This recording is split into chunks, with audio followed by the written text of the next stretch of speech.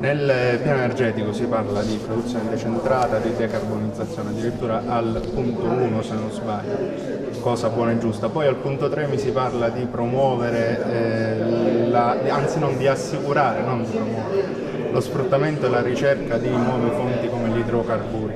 A questo punto io vorrei ben capire delle due l'una. No, credo che c'è qualche confusione. Il tema più importante è che noi purtroppo abbiamo un limite, che al massimo 40 anni non saranno più idrocarburi, non c'è possibilità di sfruttare l'energia che non è rinnovabile, quindi ci dobbiamo attrezzare per queste cose.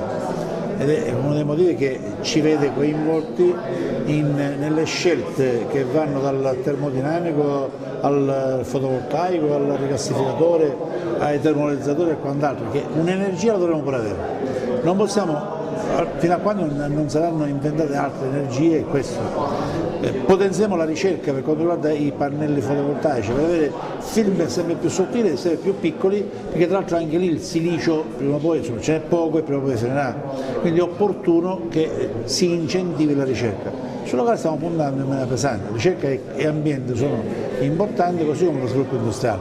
Non possiamo solo parlare e poi non riusciamo a trovare la soluzione.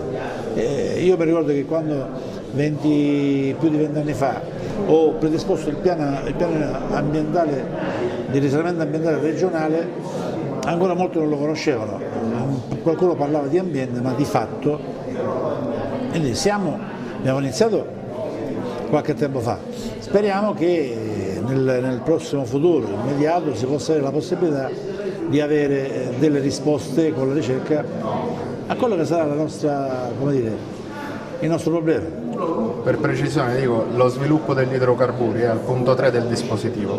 Comunque, la domanda mia è che non sono riuscito a capire, le rinnovabili sono intese come sostitutive o come aggiuntive? Cioè c'è una crescita complessiva del settore? Secondo il protocollo di Kyoto noi dobbiamo eliminare il 20% di produzione di CO2, aumentare il 20% l'energia alternativa entro il 2020. Qui abbiamo immaginato di poter fare tutto questo entro il 2012, arrivare al 13%.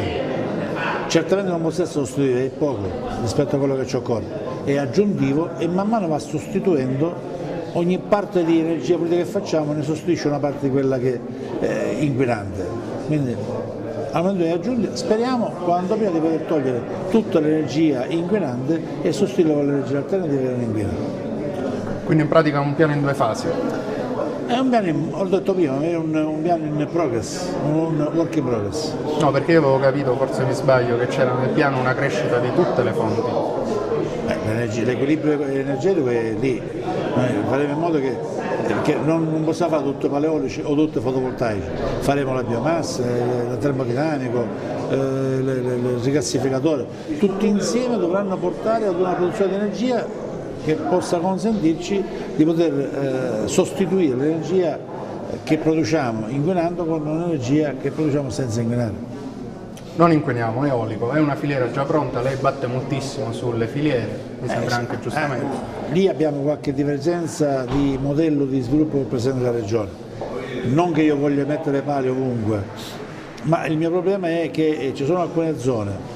Sto facendo intanto una ricognizione per sapere se tutti i pali che sono stati piantati in Sicilia sono pali che producono energia e se sono nel territorio dove c'è il vento giusto, per il numero di ore giuste, per il tempo previsto per poter essere utili, o se sono soltanto dei pali messi a perdere tempo. Non può essere fatto ovunque, abbiamo bisogno di sapere quando vento c'è in quella zona, se non disturba dal punto di vista di impatto ambientale, di sovrintendenza di beni culturali, di idrogeologia e di quant'altro. Alcuni campi di eolico io sono convinto che bisogna farli, c'è una divergenza fra me e il Presidente, vedremo nei prossimi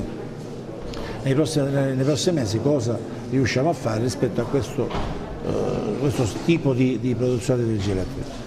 L'altra grossa fonte su cui tutti puntano è il fotovoltaico, si è detto no ai mega impianti, sì ai tetti fotovoltaici. Ma sono due cose distinte e separate. No, mi interessava particolarmente l'accordo con la Beghelli, volevo capire un po' come funzionerà. L'accordo con la Beghelli prevede di poter dotare di 9.000 tetti in Sicilia di impianti fotovoltaici per dare ai cittadini meno ambiente prima e poi in due tempi facciamo pubblico e privato, il privato i cittadini meno ambiente.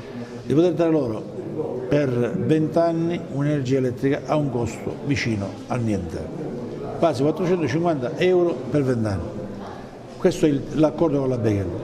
Penso di poter ampliare questo accordo anche coinvolgendo altre aziende mondiali, americane con le quali ho già parlato e spagnole.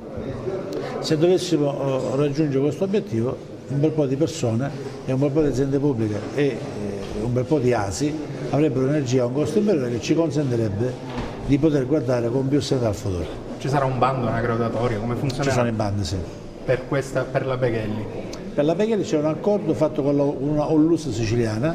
L'Orcino Sorca. Esatto. Sì, che farà l'accordo con ogni Onlus in provincia o con... Quello che voglio capire io voglio il tetto fotovoltaico, lo voglio con la Beghelli, cosa devo fare? Cioè... Deve scrivere all'assessorato che dirà perché vuole questo tetto, chi è, quando, che risorse economiche ha, in modo che possa fare una scaletta di priorità. Prima quelle più deboli, le fasce più deboli, poi quelle che meno deboli. Che tempi ci saranno più o meno? Perché nel frattempo si rischia di ammazzare il mercato. Di un mese. No, perché ammazzare il mercato? Perché se io posso avere il tetto fotovoltaico gratis, aspetto che scorre la graduatoria. Ma d'altronde qualcuno deve mandarci, deve essere. E capire il meccanismo, non è che c'è chi deve mettere sul tetto, sarà pagato per mettere il tetto fotovoltaico, non che deve essere pagato per costruire. D'altronde non abbiamo costruttori di pannelli, stiamo cercando di forzarli per fargli fare la costruzione dei pannelli, che non ci sono, quindi il problema non è che ammazziamo il mercato, cerchiamo di dare a chi è più debole la possibilità di avere un po' di energia a costo zero. Una cosa che io non ho capito, e finiamo. Ci sarebbe anche Gelle e Peppe Cocca, che è importante. Sono un po' in ritardo. Questi limiti alle rinnovabili esistono o non esistono? Questa linea? Per legge non c'è. No, i limiti tecnici delle linee ad alta tensione. Perché Terna prima dice sì, poi dice no. In effetti, perché io ho potenziato la Terna e ho autorizzato la costruzione della media alta tensione per la rete di distribuzione in Sicilia? Perché attraverso questo può incamerare l'energia prodotta. C'è un gioco delle parti che abbiamo spezzato perché non consentiremo alla Terna di poter immaginare di costruire il sistema energetico regionale in 8 anni. Abbiamo detto che va costruito al massimo in 2 anni perché l'energia che produciamo va incamerata subito. Ma ad oggi non ci sono limiti? No, tecnici? Né oggi né dopo. Perché dai piani di sviluppo di Terna vengono e vanno questi? Per legge ogni produzione di energia rinnovabile deve sostituire quella che c'è. Quindi se io produco 10 kW di energia pulita, l'Enel la incamera e toglie 10 kg di energia non pulita. Non so se sono stato chiaro. Sì, no, la domanda in realtà era un'altra. E questa la domanda, la risposta è questa. Sì, no, c'era un dibattito sul limite tecnico, che in un piano di sviluppo di Terna c'è, in quello dell'anno dopo no, e poi ritorna. Limite. Qualcuno dice fesseria. Terna, probabilmente. Qualcuno dice fesseria, non so se è Terna. La quantità di energia alternativa che viene creata va immessa in rete per legge. Se nella rete l'equilibrio è a favore dell'energia che già c'è, va tolta l'energia che viene prodotta dagli ambienti che sono inquinanti per fare spazio e posto all'energia alternativa.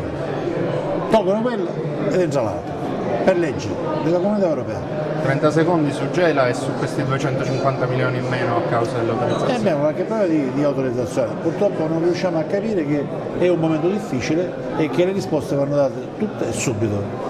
Adesso mi sto preoccupando di sapere dove sono fermi queste autorizzazioni per intervenire e cercare di risolvere qualche problema.